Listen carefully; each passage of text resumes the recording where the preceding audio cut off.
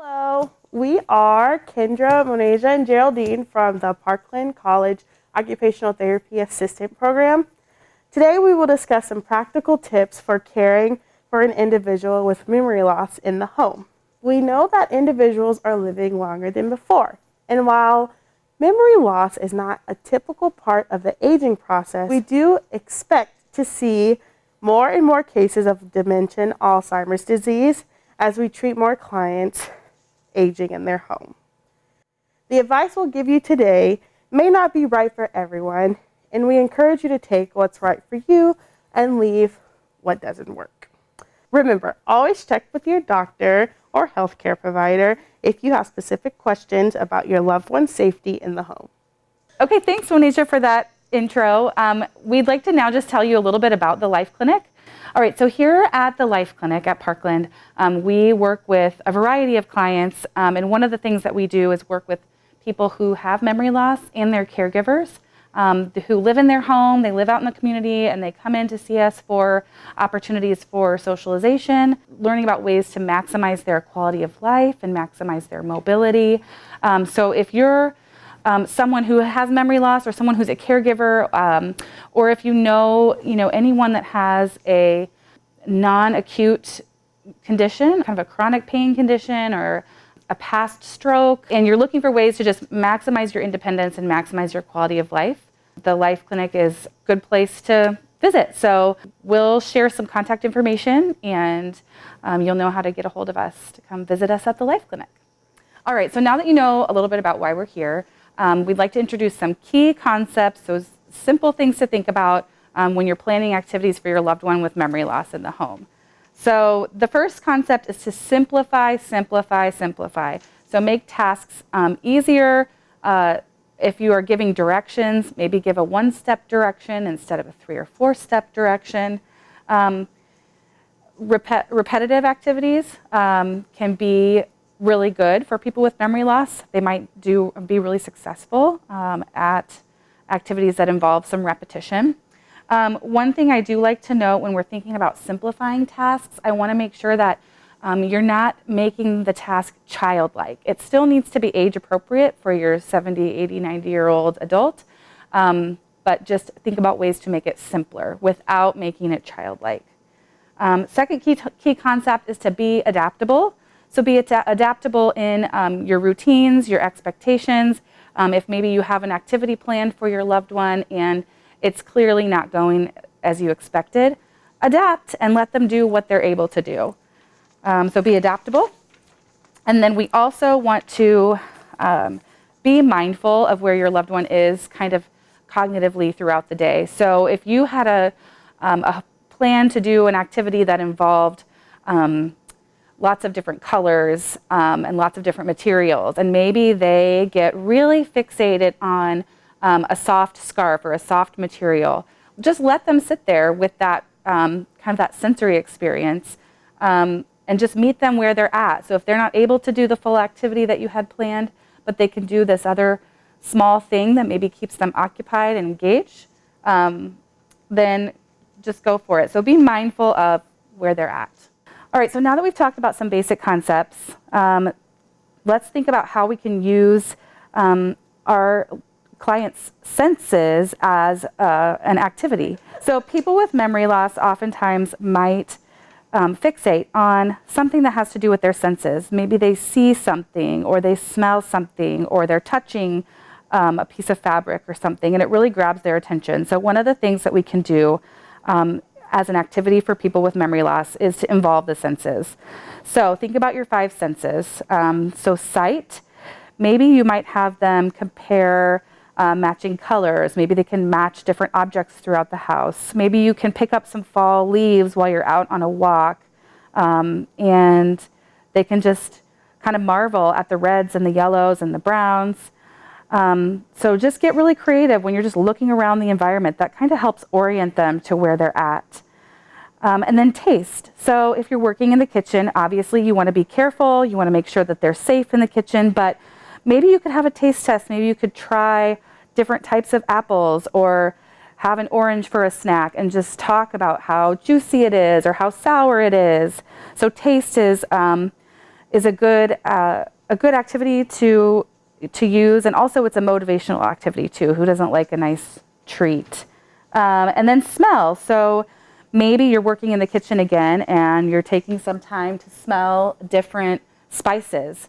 Again, be safe with this. So consider what spices you're using, but maybe you want to smell some cinnamon and compare that to how the nutmeg smells. Maybe you're making coffee in the morning and they just want to sit for a minute and smell the aroma of the coffee in the morning.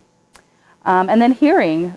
Music is a big sensory activity that we can do with people with memory loss, and it can help them also reminisce about maybe music they liked in the past. So they could sing along to the music, they could tap to the music, listen for different instruments in the song.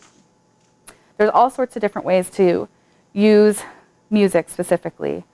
And then the last sense is touch, so feeling different textures of fabric. Or maybe if there's a cat or a dog in the house, just petting the soft fur of the cat or dog. If there's a cozy blanket, maybe a sensory experience might be just sitting and having a cup of tea and feeling this cozy blanket. So just think about those 5 senses: sight, taste, smell, hearing, and touch, and how we can use those as activities just to kind of fill some time for our people with memory loss throughout the day. Now that we've talked about some of the senses, we're going to discuss ways to involve your loved one in everyday household tasks. Thank you, Kendra, for the key concepts. And now I would just like to talk about why it's important to incorporate your loved one in household activities throughout the day. First, it gives them a sense of purpose. It encourages physical activity, and it also encourages use of cognitive skills. Next, we'll provide examples of how you can incorporate your loved ones around the house. First, we'll start with household tasks, like folding laundry or matching socks. You can incorporate your loved one in vacuuming, washing dishes, drying dishes, or loading them into the dishwasher, wiping off counters, tables, or any surface, sweeping, and cleaning out closets. Next, you might have a loved one who doesn't really like cleaning or doing those household tasks, but they really enjoy woodworking, handiwork, or building. So maybe you're preparing for a garage sale or just wanting to clean out your shed or garage or organize the tools that you have. Your loved one with memory loss can organize screwdrivers, they can sort through tools or sort through loose parts. That provides a purposeful, meaningful activity and something for them to occupy their time. Maybe your loved one enjoys watching TV. The new technologies these days, Fire Sticks or Rokus, you can have that set up to where you make it more simple for them to access their favorite TV shows. So to continue on with some activities you can do with your loved ones in the house, to fill some of that leisure time, you can do arts and crafts. That can include painting, making a collage out of the old magazines you have laying around, building a birdhouse or a stool, any art project or craft that might be meaningful and valuable to your loved one. Thank you all for making it to the end of the video. I hope that you found these tips helpful and that you can incorporate them into your everyday lives. Thank you very much, Monasia, for these helpful tips you gave us. Now I'm going to go ahead and transition on to some cooking and kitchen purposeful household activities that you could do with your loved one with memory loss. Cooking activities are a great way to give your loved one with dementia a sense of accomplishment and an important role in the family. Your loved ones with memory loss can help you in meal prepping by chopping up vegetables in a chopper. You will place the vegetables you would like them to chop up in the chopper and then instruct them to chop till your desired level of consistency. Your loved one with memory loss can also help you with the mixing and stirring of ingredients, such as mixing of cake batter or even stirring up a dip mixture in a bowl. Persons with memory loss can help you with stuffing envelopes and prepping your meal.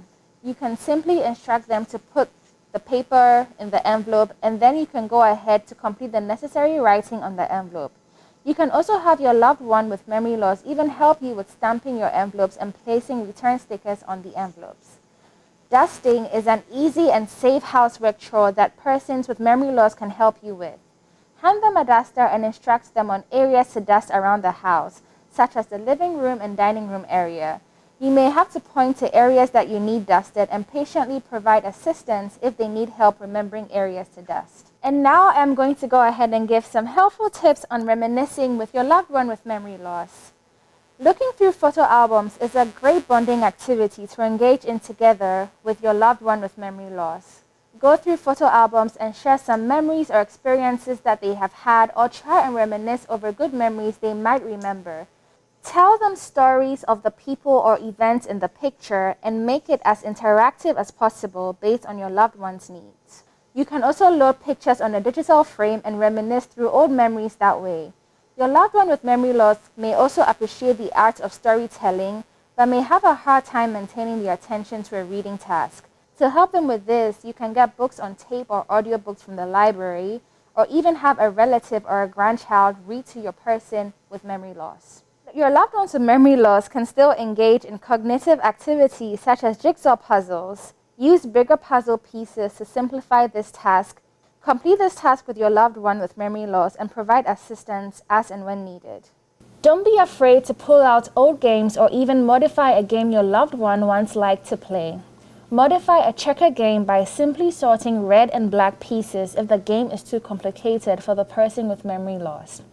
Let the person with memory loss be in charge of moving Monopoly pieces if the concepts in the game are too complicated.